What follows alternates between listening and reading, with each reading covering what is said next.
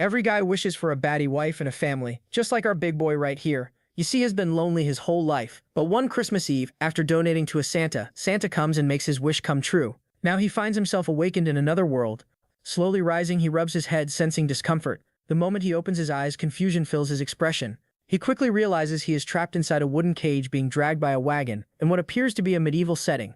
Wearing nothing but his underwear, he begins to panic, trying to make sense of where he ended up. Our boy wishes for a baddie wife, but instead got turned into slave. Anyways, beside him, a rugged bearded man silently observes, while a blonde prisoner marked with scars shares the cramped space. Looking around at the others, our boy concludes that the environment resembles the Middle Ages. Curious, he glances outside and notices armored soldiers walking alongside the wagon, speaking an unfamiliar language. Piecing together the unfamiliar language and the medieval surroundings, he arrives at an unbelievable conclusion. Somehow he has been transported to another world. Struggling to process everything, he curls up on the floor, clutching his legs while trying to steady his breathing. His attention shifts to a motionless prisoner in the corner, prompting him to wonder if the man is already dead. Carefully, our boy reaches out and lightly touches the man's shoulder, apologizing before stealing the man's clothes. So you see, that's how you steal kindly to others. Exhausted, he lies back on the floor, recalling Santa's bizarre promise to grant his wish. Staring upward, he questions whether he ever understood the meaning of happiness. Time passes without him knowing how many days have gone by. The wagon continues moving endlessly through dense forests, carrying its captives forward.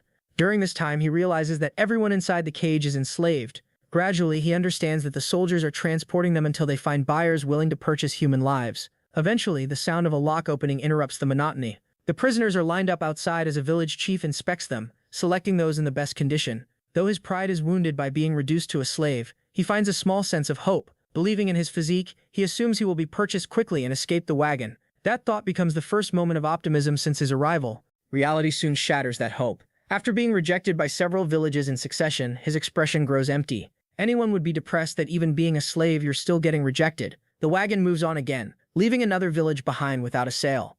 Lying on the wooden floor, he struggles to understand how his life reached such a point. Remembering his mother's advice to live fully, he questions whether continuing still holds any meaning. Memories of childhood pressures resurface, weighing heavily on his mind. Closing his eyes tightly, our boy wonders if he can endure the ordeal. The image of Santa's promise returns, lingering in his thoughts. Pushed to his limits, he curses the so-called happiness and mentally rejects both worlds. Clenching his fists, he believes he understands what must be done. Overwhelmed by despair, he considers abandoning everything to escape the pain. Yet reason interrupts, pushing that thought away. Deep within, his desire for a baddie wife resurfaces, giving him a reason to keep going. Though drained, he finds a small sense of calm within the turmoil. Suddenly, a piece of fresh bread is handed through the bars. A gentle baddie woman stands before the cage, offering food to the slaves. Placing the bread in his hands, she shows rare kindness. Beside her, a small girl peeks from behind her skirt, observing him curiously. Surprised by the sight, he stares at the pair illuminated by sunlight. The scene shifts to a quiet cabin deep within the forest. Inside, the woman and the little girl sit at a table in silence. The child eats slowly, holding her bowl carefully. Concerned, the woman slides her own portion toward the girl, urging her to eat more. Hesitating, the child refuses and softly says that someone else must also be hungry. The woman explains that she wants the girl to be well fed, but the child continues to refuse, showing empathy. Moved, the woman accepts her decision and agrees to share the meal equally. The calm is suddenly broken by loud knocks at the door. The village chief arrives, delivering an order that the woman must take a slave as her husband. Shocked, she is told to prepare and return to the mountains with him the next day. After he leaves, tension fills the room as she holds the girl tightly. Fear overtakes her, as she recalls the threat of abuse and the uncertainty of the future. Despite everything, she realizes that escape is impossible. Watching the child sleep, she resolves not to abandon her. The memory of the girl's past suffering reinforces her determination to protect her. Remembering the child's cries of despair, she feels her heart tighten. The image of the girl left alone, searching for comfort, remains vivid in her mind. Lost in thought, the woman reflects on her own painful past. She recalls being sold by her father and abused by the man she was forced to marry. That moment marked the beginning of her suffering. Yet it was the girl who approached her with kindness when she was at her lowest. After the man disappeared into the mountains, the two were left alone in the isolated cabin, bound by shared hardship. The man's fate was tragic, as he was believed to have lost his life to wolves during one of his routine hunts. Okay, finally something good happens. Anyways, the news of his passing brought relief to some, yet it also carried deep desperation for future survival. Without a guaranteed provider, worry shaped the young woman's expression in a heavy and silent manner. In that cruel village, a woman without a husband was left completely vulnerable, exposed to the mercy of fate. Returning to the present, the duo walks hand in hand through the village gates under the bright sun. Excited by the sudden commotion, the little girl points in surprise towards something flashy in the middle of the street. Flashy as cheap slaves, I think is what she think. Fascinated, she indicates a large wooden cage filled with prisoners placed at the center of the area. The woman follows the child's gesture, witnessing the grim reality of the enslaved captives. Moved by pity, they both slowly approach the carriage. Inside the cramped cell, our boy reacts in shock upon noticing the approaching duo. He widens his eyes, frozen by the unexpected sight before him. The old humiliations echo relentlessly, eroding what little self-esteem remains. The ghost of constant rejection forces him to shrink under the weight of his insignificance. However, the painful illusion is cut off by the gentle and focused gaze of the young woman in front of him. Her expression reflects warmth, bringing a comfort he has never felt before. Without prejudice or disgust, she offers warm bread through the thick iron bars. The simple act radiates peace within the brutal environment. Before he can respond, locals arrive, interrupting the moment and drawing attention away from the cage. The leader orders the woman to return home while taking charge of the situation. She obeys and slowly walks away with the child, who glances back at our boy one last time. Holding the bread tightly, the boy watches them leave in silence before devouring it hungrily inside the cage. Moments later, soldiers arrive and drag him out without ceremony. He is thrown onto the grass, still overwhelmed by hunger and humiliation. The guards gather as the village chief announces the procedure in the local language. The soldiers grabs their hand and cuts it deeply with a dagger. Blood begins to drip onto a strange leather document placed before him. The parchment glows with an intense blue light, startling him deeply. Exhausted and confused, he questions the nature of this magical world. One of the soldiers stated that our boy here have mana, which lead to the old man choosing him. After the ritual ends, the contract is handed to the village leader, sealing the agreement. The soldiers leave and abandon him kneeling on the ground. A sack of supplies is dropped as temporary compensation, while an elder explains the situation regarding his status and future obligations in the village. Later, the calm is broken by loud knocks on the cabin door. The woman instantly panics and holds the child tightly. A neighbor appears at the window demanding immediate entry. The door opens to reveal the man dragging the newly purchased slave inside. Overwhelmed, the woman nervously complies with the elder's instructions. Inside the cabin, our boy tries to adjust to the darkness while remaining on the floor. The woman stares at him in visible fear. He observes both of them and begins to realize the situation regarding his new role. As he remains slumped, she feels her heart race from his intimidating presence. Suddenly, a memory flashes. He recognizes her as the same girl who offered him bread at the cage earlier, leaving him momentarily stunned. I think our boy finally found his baddie. But a confused look overcomes our boy as he realizes she is unable to stop shaking uncontrollably. The reflection is interrupted when the villager grabs his arm, demanding action in incomprehensible words. The guide continues pushing the large man toward the two of them, increasing the resident's panic. Trying to keep his balance while walking, our boy ends up moving too close to his newly assigned partner. Complaining about their exaggerated stiffness, the native suddenly intercepts our boy's hand without warning. Without ceremony, the old man forces direct contact, joining their hands abruptly. Proud of his matchmaking, the resident walks away while praising the so-called beautiful union. Stuck in the awkward moment, the man processes the overwhelming tension in the air. The memory of Santa's promise returns to haunt his thoughts. Observing the young woman's face, he compares her fragile appearance to a defenseless small rabbit. The girl beside her mother shows similar innocence like a mongoose. Confused by the irony of fate, he realizes the situation was intentionally arranged. The two women remain huddled together, fearing the presence of the giant before them. Frustrated, he recalls the humiliation from the slave wagon and considers the world travel pointless. With his head lowered, an angry aura begins forming around him. In resentment, our boy swears to confront Santa if he ever encounters him again. Showing irritation, he scares the family with his expressionless anger. At dawn, our boy follows two villagers through a dense forest. Unable to understand their conversation, he gradually becomes exhausted and loses rhythm. One villager turns and extends a hand in a supposed friendly gesture. Confused, he accepts it as a simple greeting. The grip, however, tightens painfully as pressure increases. Feeling discomfort, our boy assumes it is a rough local custom and resists. Tired of being underestimated, he refuses to submit to anyone in that world. In a sudden reaction, he crushes the man's fingers, causing him to scream in pain. The fearful man hands him a wooden bow. Observing the weapon, our boy interprets the situation as surrender rather than hostility. Through exaggerated gestures, "Alright, this is being weird." Anyways, the guide begins teaching basic hunting instructions. The improvised demonstration clearly indicates their target as a small animal in the forest. A sudden rustle in the bushes interrupts the lesson and draws attention forward. The villager signals urgently toward a nearby bush. A white rabbit quietly eats inside the vegetation, unaware of danger. The guide demands an immediate shot, unaware of his lack of experience.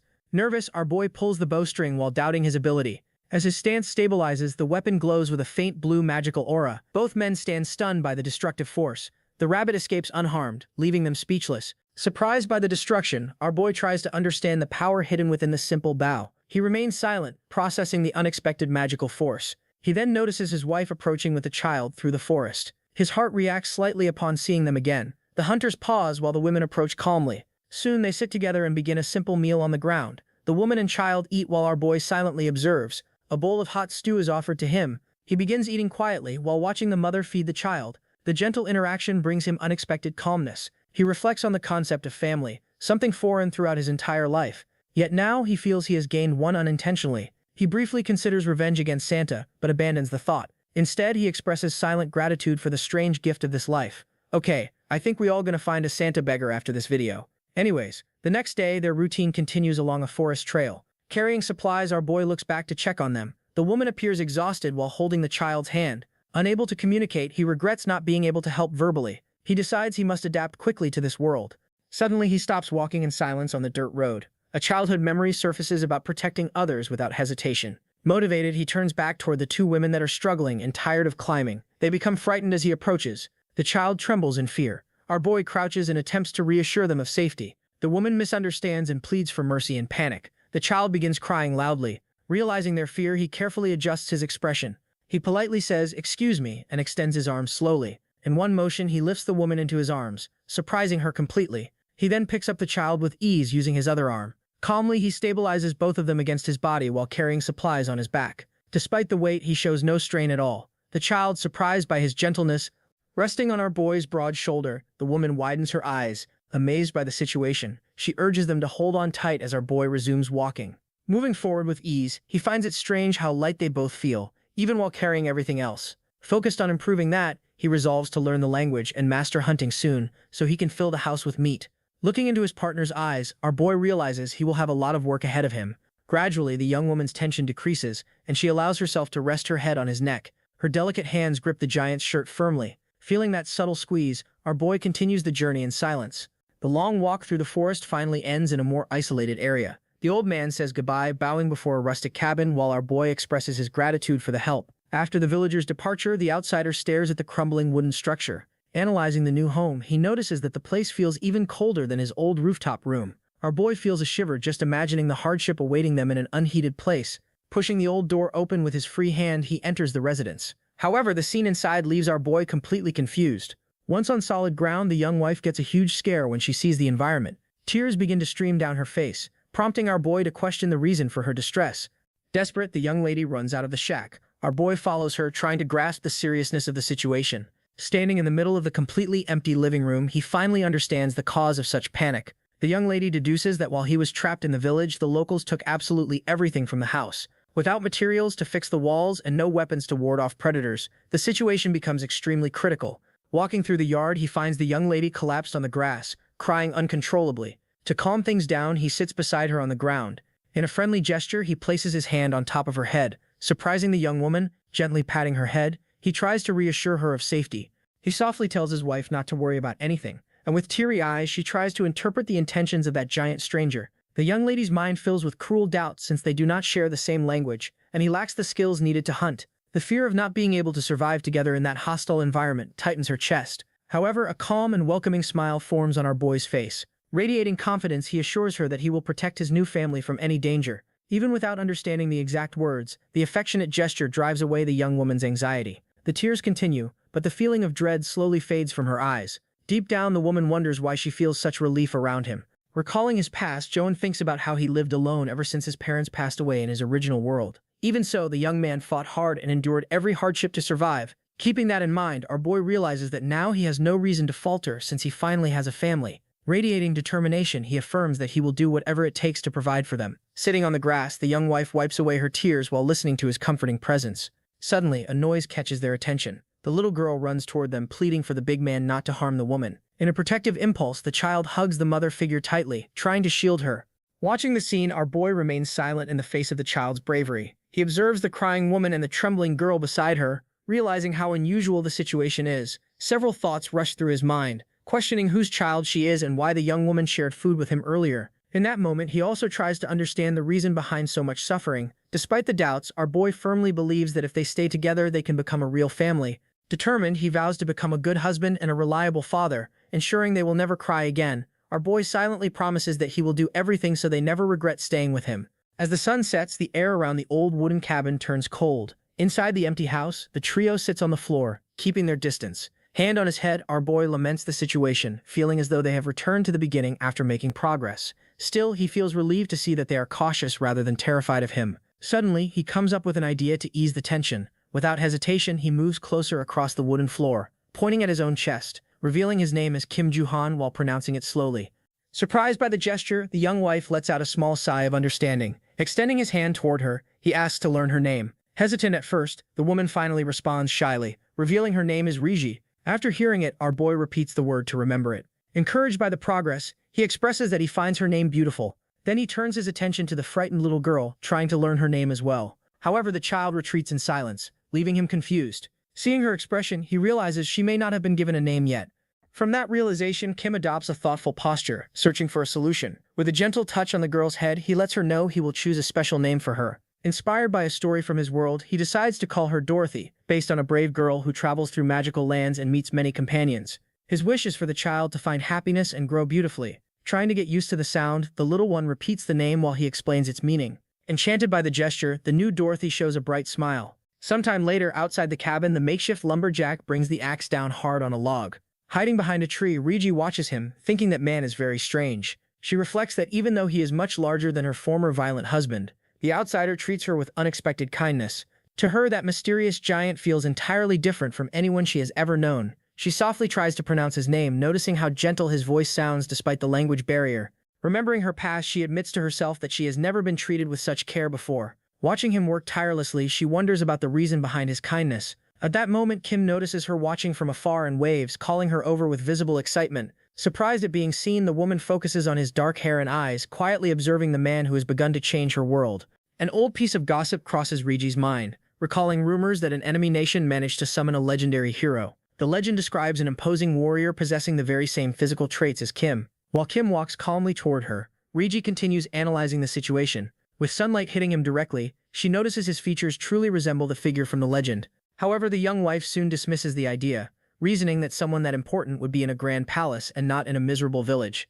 Furthermore, she is aware that the summoning story is nothing more than a baseless rumor. As our boy gets closer, the native realizes his hair leans toward a brown shade, and when she studies his eyes up close, she notices the same warm tone, clearing her doubts. With a long sigh of relief, Riji feels reassured that he is just an unusually large but ordinary man. Yet right after, the young woman finds this comfort strange, remembering she met the giant only a few hours ago. Without understanding anything, the young man scratches his cheek in confusion while his wife trembles slightly and turns her face away in embarrassment. Captivated by her reaction, Kim shifts into a gentler posture and places his hand on his wife's head. Riji receives the touch, realizing she is not used to such kindness. The only reason a male hand had touched her before was to deliver blows. Even so, the hunter continues petting her hair in a careful and respectful manner. With her eyes closed, Riji enjoys the sensation and secretly wishes it would not end soon. Completely relaxed, Riji finds herself silently hoping her husband continues the affection. The outsider leans in slightly, feeling his face warm as he notices their closeness. The young wife lifts her shy gaze and looks at him with an inviting expression. Guided by the mood, they close their eyes and move closer. Kim suddenly widens his eyes and pulls back, breaking the moment. Okay, so he got his first kiss before GTA 6. Both step away abruptly and freeze in embarrassment. Attempting to hide the awkwardness, our boy turns his gaze aside and lets out a brief cough. To change the subject, he quickly walks toward an empty wooden bucket lying on the grass. With a firm grip on the handle, he focuses on the task, trying to distract himself from what happened. Moving quickly, Kim heads off with the bucket, leaving Riji behind. Riji remains frozen, her heart racing from the moment they shared. Already deeper in the forest, our boy walks along, feeling foolish as he wonders what she must think of him. He stops and places a hand on his head, stressed that they got married and met on the same day without even being able to communicate properly. Unsure how to act, he considers pretending that nothing happened. Suddenly, he freezes mid-step. Observing the darkness around him, our boy realizes he has wandered too far and no longer knows his way back. Just then, an eerie noise echoes through the trees. Determined not to take risks, Kim turns back, intending to collect water quickly and return home. However, a shiver runs through his body when something unusual appears. A gigantic black wolf with glowing red eyes blocks his path. The beast growls, ready to attack at any moment. Facing the monster, the young man steps back slowly, trying to remain calm. Seeing its enormous size, he finally understands the danger he is in. With no escape, he drops the bucket and prepares himself for the worst. Acting quickly, Kim grabs a thick branch from the ground to defend himself. Without hesitation, the wolf charges, opening its massive jaws. Using all his strength, he raises the branch to block the attack. Seizing the moment, the young man throws a punch directly at the beast, landing a heavy blow on its head. However, the force of the bite shatters the branch completely. Pressing forward, the monster leaps at him while he resolves not to fall here. Determined to survive, he continues striking, forcing the creature back. Even as he lands hits, the wolf resists and strikes back, injuring him as he groans in pain. The young man cries out as a burning sensation spreads through his body. Suddenly, confusion crosses his face as he feels something strange. An explosion of flames erupts in the middle of the struggle, startling the beast. His right arm becomes engulfed in intense magical fire. Faced with the heat, the wolf retreats immediately, letting out frightened cries. Cornered, the creature releases a desperate howl, trying to escape. Seizing the opportunity, Kim rushes forward and delivers a final flaming strike. Defeated, the massive wolf collapses lifelessly, smoke rising from its scorched body. Completely exhausted, our boy falls onto the grass, questioning what just happened after seeing his arm ignite. Raising his arm, he checks for damage, and is surprised to find no burn marks. Sitting there, he begins to consider the possibility that he used real magic. Connecting this to the glowing contract from earlier, he realizes he might be an overpowered MC that got isekai'd. With his eyes fixed on his hand, he decides to test the idea. Stretching out his arm, the young man attempts to summon fire by calling out a spell. Frustrated, he repeats the words several times and even tries different poses, but nothing happens. Disheartened, he lies on the grass and attempts other spell names without success. Staring at the wolf's remains, he even tries calling upon fire spirits and dragons, yet nothing responds. The silence makes him feel foolish. Scratching his head, Kim concludes it was not an illusion since his wounds partially healed, and he begins to dream of mastering this power. His greatest desire now is to use magic to become a skilled hunter and provide a better life for both of them. Relaxing on the ground, he considers how healing magic could help them survive in a village without doctors. Standing up calmly, he stretches and decides to study these abilities with patience. At that moment, dark memories surface, recalling the loss of his parents at a young age. The tragedy was followed by abandonment, with relatives blaming him for everything. Their hatred grew so strong that they accused him of bringing misfortune to everyone around him. Treated as a curse by his own family, the boy endured everything alone. Returning to the present, a melancholic expression crosses Kim's face as he pushes those memories aside. Refocusing, he turns his attention to the wolf's body and decides to take it home before other predators arrive. With the massive creature on his back, the young man begins his journey back home, planning to handle the heavy processing later. During the trip, he mentally thanks his grandfather for teaching him how to process animals, knowledge that proved useful in the forest. Walking under the moonlight, he feels a wave of longing, wishing the old man could see him now. To steady his thoughts, he shifts focus to his goal of learning how to control his newly discovered magical abilities.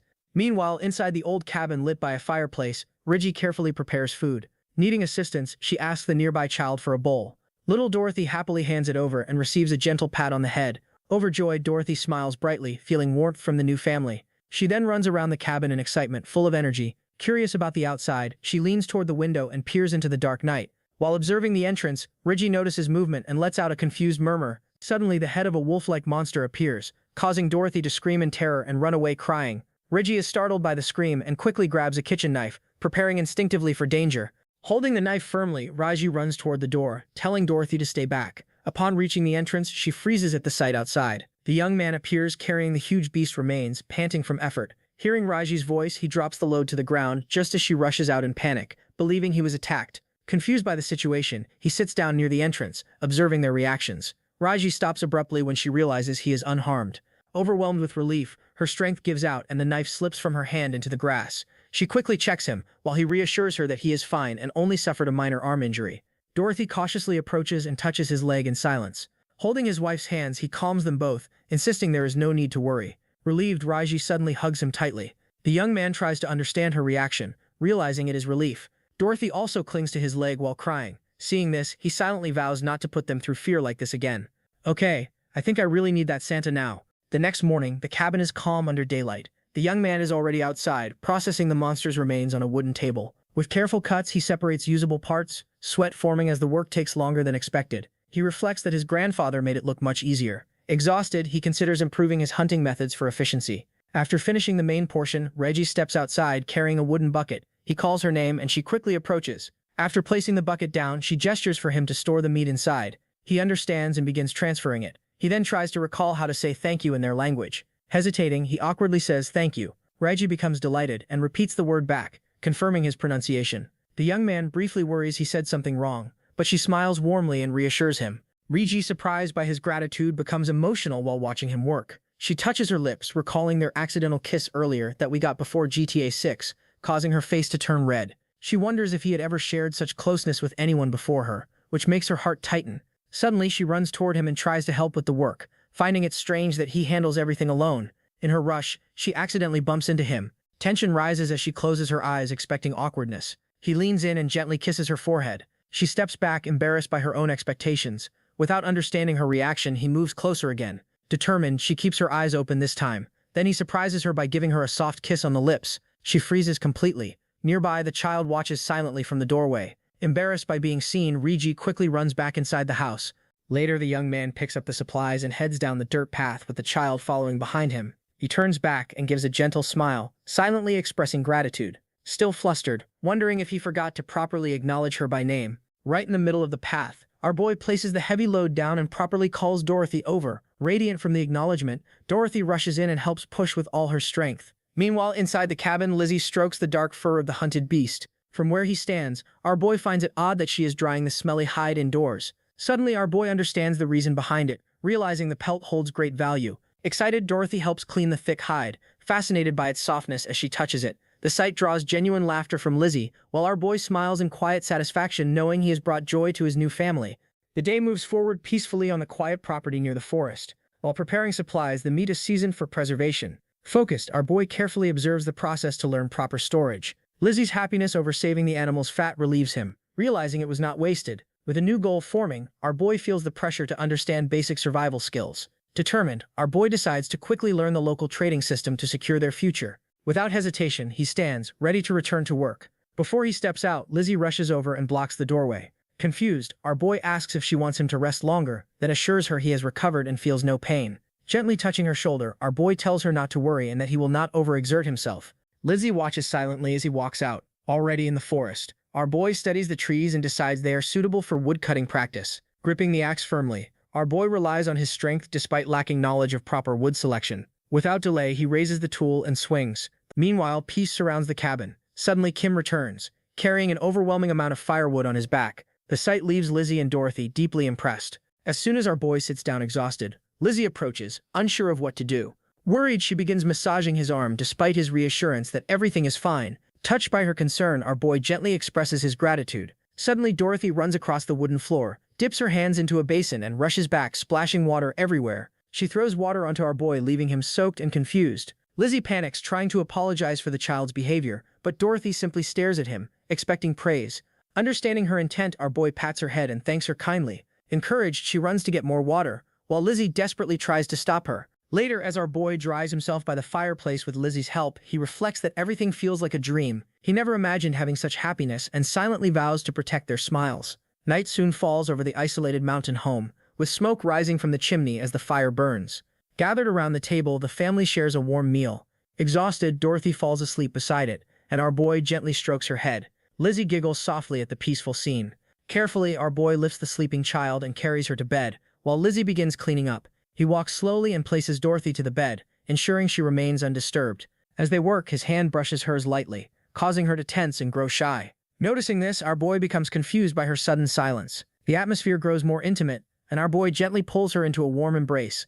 Overwhelmed by shyness, Lizzie hides her face. Calmly, our boy holds her hand to reassure her that everything is fine. Their eyes meet with quiet affection, and our boy makes it clear she need not feel pressured. Leaning close, our boy tells her it is time to rest. Okay, I think we all know what happened next, right? Anyway, our boy thinks about Dorothy and Lizzie. He struggles to believe he finally has a family to protect. In a quiet thought, our boy hopes this happiness will never be taken away, and that they may live peacefully together. Far from such warmth, grand mansions stand as a reminder that wealth can never replace the simple joy found in this life. In that cruel medieval world, all peasant children grow up crammed together, sharing a single room with their parents. In her lonely past, Lizzie used to be filled with doubts about what couples actually did during the pitch-black nights. The only example she had was the shadow of her cowardly father, who filled the house with terror through his violent shouting. In her traumatic childhood, she would hide under the covers, listening helplessly as her mother cried through the night until dawn. That sickening past turned Lizzie's life into a nightmare ruled by fear, and she constantly worried about repeating her mother's fate.